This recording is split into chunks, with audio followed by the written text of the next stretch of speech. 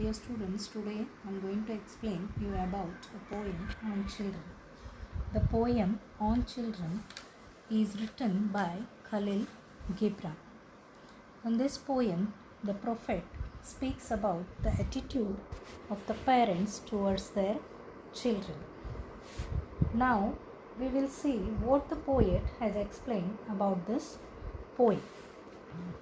A woman holds her child against her bosom and asks the prophet to advise her about the child's upbringing. The first few lines tells that the parents who their children are, and the remaining lines enlighten the parents about their duty towards their children. Next, we'll go to the next point. The prophet says something very surprising. He says that our children are not really our children. For us to claim that we have control over them and they will listen to each and every word of ours. Parents can only give them love so as to make them confident for tomorrow, but our thoughts we cannot give them. They are the result of life's longing for itself, its desire to replicate itself. We can offer opinions as a choices, but free will should also be the way we allow them to grow and transcend what personality we are, even if we are good. Parents cannot command children to do various things or treat them like their puppets. Children stay with us but do not belong to us.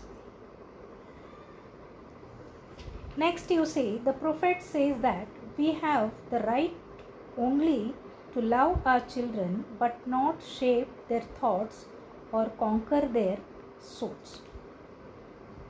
He says that parents can be like a children, but children should not be like their parents.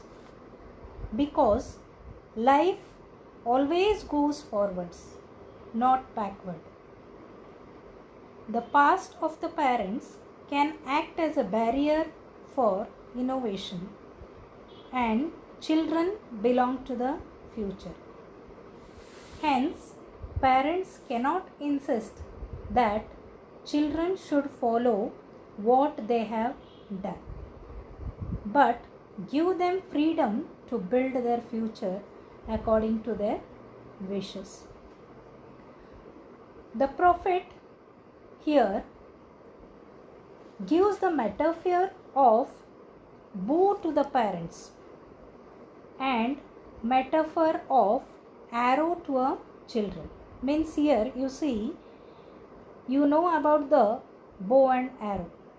Now bow is called as a parents and arrow is called to the children, and says that the bow has to be stable. If the bow is stable, then only arrow goes swift and stay behind in order to send the arrow ahead, far into the distance. He reminds the woman and all parents that God loves the bow.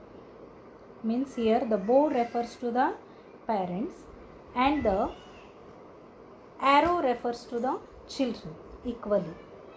He is the archer, means God is the archer here, who bends the bows, parents, bows means parents, to send the arrows, arrows means here children, to their respective destinations.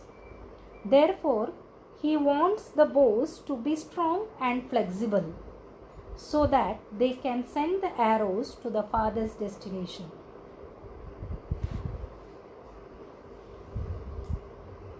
Overprotection on or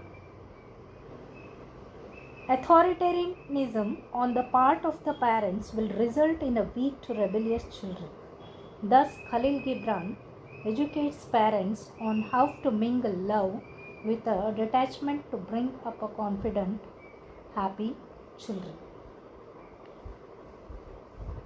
And there's just the overwhelming message that our children are who they are.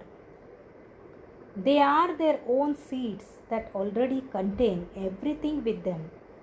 As parents, our job is to provide the right environment, the nutrient rich soil, sun, water, and oxygen, so that they can sprout and unfold and grow into their fullest potential.